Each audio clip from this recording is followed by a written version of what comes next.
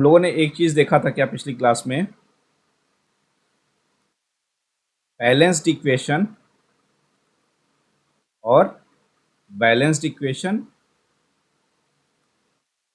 और unbalanced equation, ये दो चीजें हमने देखी थी। अगर हम बात करते हैं बैलेंस्ड इक्वेशन की, तो यहाँ पर जो नंबर ऑफ एटम्स होते हैं, number of atoms in reactant and product, ये क्या होते थे, आर इक्वल। लेकिन अगर हम अनबैलेंस्ड इक्वेशन की बात करते हैं, अनबैलेंस्ड इक्वेशन में नंबर ऑफ एटम्स जो होते हैं, number of atoms in reactant and products are not same. हो सकता है कि कोई एक सेम हो जाए, लेकिन ओवरऑल उसमें कुछ न कुछ डिफरेंस रहेगा ही। ठीक है, अगर मल्टीपल एटम्स इन्वॉल्व हैं तो हो सकता है कुछ एटम सेम हो, और लेकिन कुछ एटम्स उसमें से डेफिनेटली उसमें क्या रहेंगे, सेम नहीं रहेंगे, आर नॉट इक्वल। ठीक है, लेकिन साथ में हमने क्या देखा था, law of conservation of mass के according, law of conservation of mass, law of conservation of mass के अकॉर्डिंग किसी भी केमिकल रिएक्शन में, in a chemical reaction, in a chemical reaction क्या होता है, इन अ केमिकल रिएक्शन मास या फिर हम कहें atom does not destroy, does not gets destroyed, मतलब वो खत्म नहीं होता है। ठीक है, अगर वो मास खत्म नहीं हो रहा है तो इसका मतलब क्या होता है, इसका मतलब होता है क्या, that means mass of reactants and mass of products क्या होगा, सेम होगा, विल बी सेम। और अगर अगर if there is an balanced equation, unbalanced chemical equation, then we balance the equation by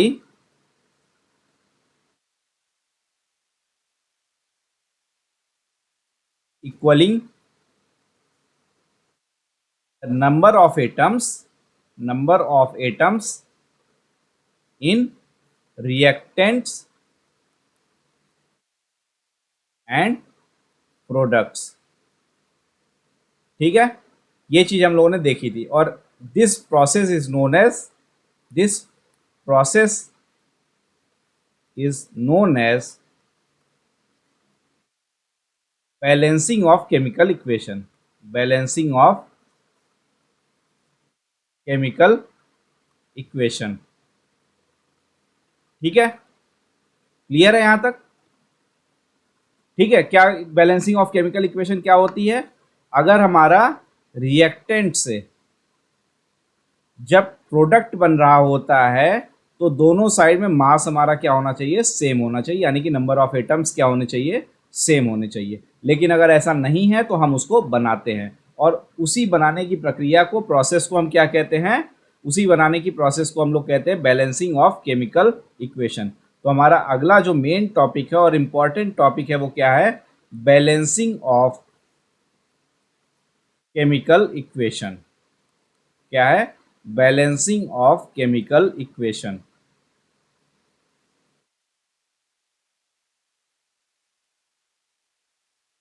ठीक है, अब हम लोग इसको करते हैं। देखो, ये तो हम जब जान गए कि बैलेंसिंग ऑफ केमिकल इक्वेशन क्या होता है। ठीक है, उसको हमको क्या करना है, बस इक्वेशन को बैलेंस करना सीखना है। तो हम एक इक्वेशन कंसीडर कर रहे हैं, let's we consider a chemical equation as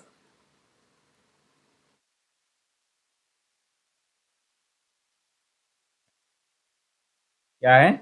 अब इसको थोड़ा सा आज समझना, ठीक है। यहाँ से लिखना थोड़ा बंद करो, अगर छूटेगा तो मैं फोटो भेज दूंगा, नोट कर लेना, लेकिन यहाँ से थोड़ा सा समझने पे ध्यान दो, ठीक है। अगर एक तुम्हारी केमिकल इक्वेशन क्या है, H2 plus O2 equals to H2O, ये हमारा क्या है, ये हमारा है रिएक्टेंट, ये हमारा क्या है, रिएक्टेंट है, ठीक है। और ये हमारा क्या है, प्रोडक्ट है, ये हमारा क्या है, प्रोडक्ट है। राइट हैंड साइड पे हमारा प्रोडक्ट होता है, लेफ्ट हैंड साइड पे हमारा रिएक्टेंट होता है। अब यहाँ पर एटम कौन कौन से हैं, केवल हाइड्रोजन है और ऑक्सीजन है। तो अगर हम देखें नंबर ऑफ हाइड्रोजन एटम और नंबर ऑफ ऑक्सीजन एटम, कहाँ कहाँ पर हमको देखना है, हमको देखना है इन रिएक्टेंट्स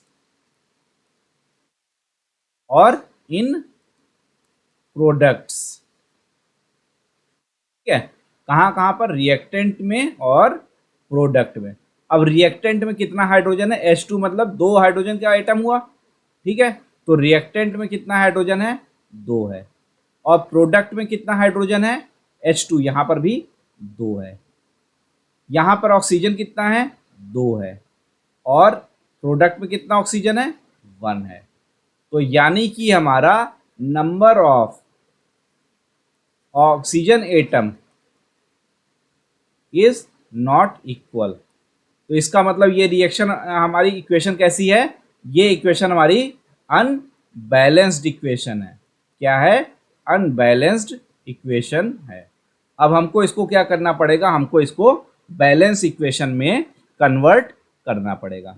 कैसे कर सकते हैं, इक्वेशन को सबसे पहले हम नोट करते हैं। क्या था हमारा equation, H2 plus O2 equals to H2O, ये हमारा था। अब यहां पर अगर हम ध्यान दें,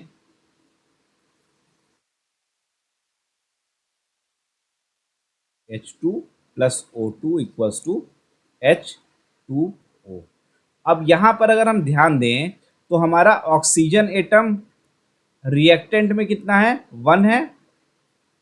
इन रिएक्टेंट कितना है, एटम, नहीं रिएक्टेंट में तो 2 है ना, रिएक्टेंट में तो इधर का हुआ ना, रिएक्टेंट में हमारा 2 एटम है। और इन प्रोडक्ट कितना है, इन प्रोडक्ट कितना है बताओ, 1 है। तो अगर हमको इस दोनों साइड इक्वल करना है तो इधर वाले को तो हम कम कर नहीं सकते, कम तो हम कर नहीं सकते हैं, हमको बढ़ाना पड़ेगा। तो इधर वाले को अगर हमको 1 को हमको 2 बनाना है तो हमको 1 में क्या करना पड़ेगा, 2 से मल्टीप्लाई करना पड़ेगा, तभी वो हो जाएगा। तो हमको क्या करना पड़ेगा, इस side for balancing the oxygen atom we multiply product H2O by कितने से, 2 से। अब हमारा रिएक्शन क्या बन जाएगा, H2 plus O2 equals to क्या बन जाएगा, अगर हम यहाँ पर 2 से मल्टीप्लाई कर दिए तो ये क्या हमारा बन गया, 2H2O बन गया। अब फिर से अगर हम चेक करते हैं, अगर हम फिर से इसको चेक करें, नंबर ऑफ ऑक्सीजन एटम और number of hydrogen atom, number of hydrogen atom कहाँ कहाँ पर, इन रिएक्टेंट और कहाँ पर, इन प्रोडक्ट। तो अगर हम रिएक्टेंट में देखें तो ऑक्सीजन कितना है, 2 है। और यहां पर भी 2 ऑक्सीजन हो गया, 2 इंटू ओ। तो ये यहां पर भी ये क्या हो गया, बैलेंस हो गया। हाइड्रोजन की बात करें तो क्या है यहाँ पर, H2, यानी कि 2 हाइड्रोजन है। और यहां पर हाइड्रोजन कितना है, 2 to 4 हो गया। कितना हो गया, 4 हो गया। यानी कि फिर से ये क्या हो गया, ये अभी भी स्टिल क्या है, ये अनबैलेंस्ड इक्वेशन है, अनबैलेंस्ड इक्वेशन है, ठीक है। अब यहाँ पे क्या दिक्कत हो रही है हमको, यहाँ पर हमारा ऑक्सीजन तो सेम है लेकिन हाइड्रोजन क्या हुआ, हमारा गड़बड़ हो गया। कैसे, रिएक्टेंट में 2 था और प्रोडक्ट में कितना था, 4 था। अगर इस रिएक्टेंट वाले 2 को हमको 4 के बराबर बनाना है तो सिंपल सा क्या करेंगे, 2 2 या 4 होता है, मतलब हमको हाइड्रोजन में रिएक्टेंट में कितने से मल्टीप्लाई कर देना पड़ेगा, 2 से मल्टीप्लाई कर देना होगा। तो हमको क्या करना होगा, मल्टीप्लाइंग बाई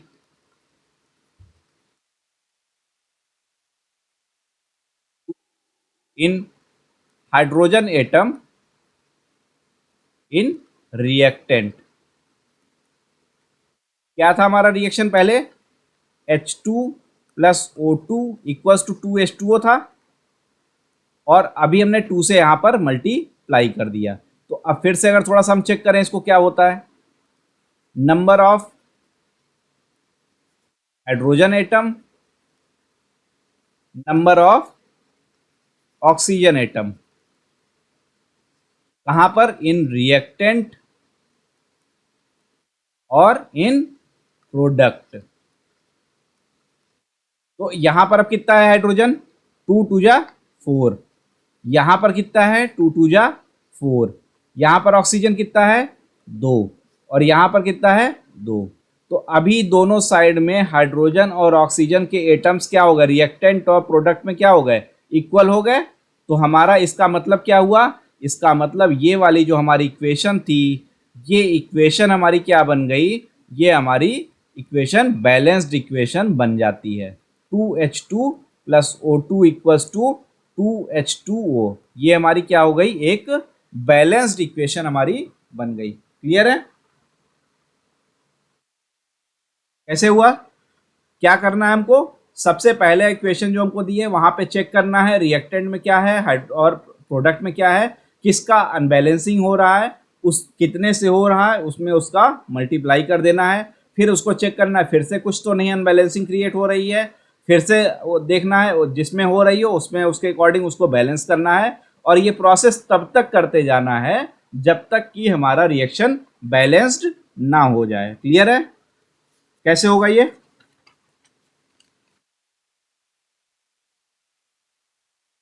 अगर यहीं पे एक और हम थोड़ा सा अगर छोटा सा इक्वेशन एक देखते हैं।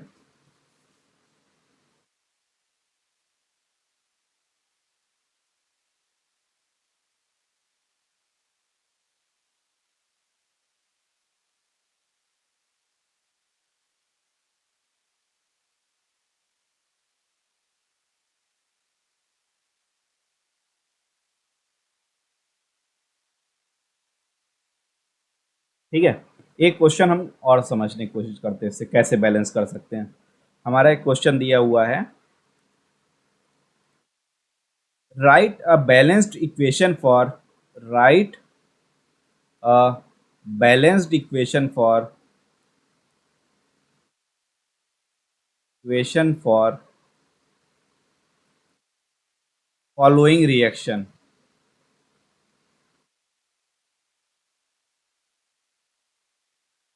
और following reaction, methane plus oxygen equals to, एक सेकेंड, सेंटेंस में दिया हुआ ये सेंटेंस में दिया उसके अकॉर्डिंग लिखते हैं, balance reaction, methane burns into, methane burns in oxygen to form carbon dioxide, carbon dioxide and water. ठीक है, methane burns into oxygen to form carbon dioxide and water, मतलब क्या कह रहा है हमसे, इक्वेशन हमारी क्या है, मेथेन क्या हो रहा है, बर्न कर रहा है, बर्न मतलब क्या हुआ, किसके साथ, ऑक्सीजन के साथ, और क्या बना रहा है वो, कार्बन डाइऑक्साइड, डाइऑक्साइड और वाटर। ये तो हमारा हो गया क्या, केमिकल रिएक्शन हमारा हो रहा है। अब इसको अगर केमिकल इक्वेशन फॉर्म में लिखना है तो केमिकल इक्वेशन क्या करते हैं, हम इसके सिंबल या फॉर्मूला के फॉर्म में लिखते हैं। तो मेथेन का फॉर्मूला क्या होता है, CH4 प्लस ऑक्सीजन हमारा O2 equals to carbon dioxide CO2, और वाटर क्या होता है हमारा H2O, ये हमारी रिएक्शन हो गई। ठीक है, अब हमको इसको क्या करना है, बैलेंस करना है। इसके लिए बैलेंस इक्वेशन लिखना है। तो यहाँ पर एटम कौन कौन से है, कार्बन है, हाइड्रोजन है, ऑक्सीजन है, और हाँ बस यही तीन है। तो एक एक करके चेक करते हैं क्या क्या कंडीशन है। Number of carbon atom, number of carbon atom, number of hydrogen atom, number of oxygen atom. किसमें चेक करना है हमको, इन रिएक्टेंट, और कहां पर चेक करना है हमको, इन प्रोडक्ट। ठीक है, अब अगर हम बात करें कि इसकी रिएक्टेंट की, तो रिएक्टेंट में कार्बन कितना है, एक है, 1 है, और यहां पर क्या है, यहां पर भी 1 है। ठीक है, कोई बात नहीं। हाइड्रोजन यहां पर 4 है, और यहां पर कितना है, 2 है। ऑक्सीजन यहां पर 2 है, और यहां पर कितना है, 2 और 1 3 है। तो मतलब यहां पर हाइड्रोजन और ऑक्सीजन ये दोनों ही बैलेंस्ड नहीं है। तो ये हमारी क्या है, ये हमारी इक्वेशन तो क्या है, अनबैलेंस्ड इक्वेशन है। अब इसको बैलेंस करने के लिए हमको क्या करना पड़ेगा, हमको एक एक करके अटैक करना पड़ेगा और उसको इक्वल करना पड़ेगा। सबसे पहले अगर हम देखें तो हमारा यहाँ पर क्या हो रहा है, हमारा यहाँ पर 1 1 तो कोई दिक्कत नहीं, दूसरे नंबर पे हमारा हाइड्रोजन है, यहाँ पर 2 है और यहाँ पर 4 है। तो अगर हमको इक्वल करना है तो 2 को 4 बनाना पड़ेगा, यानी कि 2 से इसमें मल्टीप्लाई करना पड़ेगा हाइड्रोजन में। करके देख लेते हैं। Multiply by in product, hydrogen किसके साथ में है, H2O के साथ में है, तो हमको H2O में करना पड़ेगा। H2O क्या बन जाएगी हमारी रिएक्शन, CH4 प्लस O2 तो वही रहा, CH4 प्लस O2 ये वही रहा, इसमें कोई चेंजेस नहीं हुए। CO2 में अभी हमने कोई चेंज अभी तक नहीं किया, और ये क्या बन गया हमारा 2H2O। ठीक है, ये हमारा क्या बन गया, 2H2O हो गया। ठीक है, अब देखिए फिर से हम चेक करते हैं। Number of carbon atom, number of hydrogen atom, number of oxygen atom. किसमें चेक करना है, इन रिएक्टेंट, और किसमें करना है, इन प्रोडक्ट्स। रिएक्टेंट में कार्बन कितना है, 1 1, ये अभी भी बैलेंस्ड है, कोई दिक्कत नहीं है। हाइड्रोजन यहाँ पर 4 हो गया, और यहाँ पर भी 2 2 जा 4 हो गया, कोई दिक्कत यहाँ पर भी नहीं है। ऑक्सीजन यहाँ पर 2 है, 2 है, यहाँ पर 2 ऑक्सीजन यहाँ है और 2 ऑक्सीजन यहाँ है, यानी कि ये क्या बन गया, 4 ऑक्सीजन बन गया। अब हमारा प्रोडक्ट में 4 ऑक्सीजन हो गया, और ऑक्सीजन यहाँ पर रिएक्टेंट में 2 है, तो हमको रिएक्टेंट वाले को 4 के बराबर बनाना पड़ेगा। तो हमको फिर से 2 को 4 बनाना है तो 2 से मल्टीप्लाई करना पड़ेगा। तो हमको क्या कर सकते हैं, हम multiply by in reactant O2। क्या रिएक्शन हमारी बन जाएगी, अब मल्टीप्लाई अगर हम करके देखें तो 2CH4 तो एज इट इज रहा, उसमें तो हमने कुछ नहीं किया, CH4 हमने कुछ नहीं किया, और 2O2 प्लस CO2 में कुछ नहीं किया, हम यहाँ पे एरो साइन आएगा, प्लस नहीं आएगा, CO2 प्लस 2H2O, ये हमारी इक्वेशन आ गई। ठीक है, कौन सी इक्वेशन आ गई, CH4 plus 2O2 equals to CO2 plus 2H2O। अब यहां पर हम चेक कर लेते हैं, number of carbon atom, number of hydrogen atom,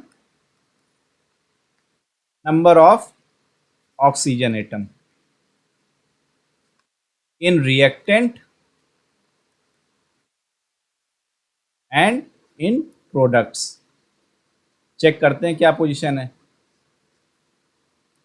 reactant में एक, यहां पर भी 1, हाइड्रोजन 4, यहां पर भी 4, ऑक्सीजन 2 2 जा 4, यहां पर भी हाइड्रोजन, ये ऑक्सीजन कितना हो गया, 2 यहां पर है, 2 यहां पर है, टोटल 4 हो गया, 2 + 2। तो हमारे अभी यह क्या हो गया, नंबर ऑफ एटम्स दोनों में इक्वल हो गए, यानी कि मास भी हमारा इक्वल हो गया।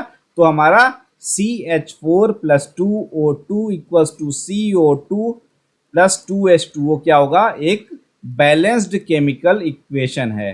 क्या है, बैलेंस्ड केमिकल इक्वेशन है।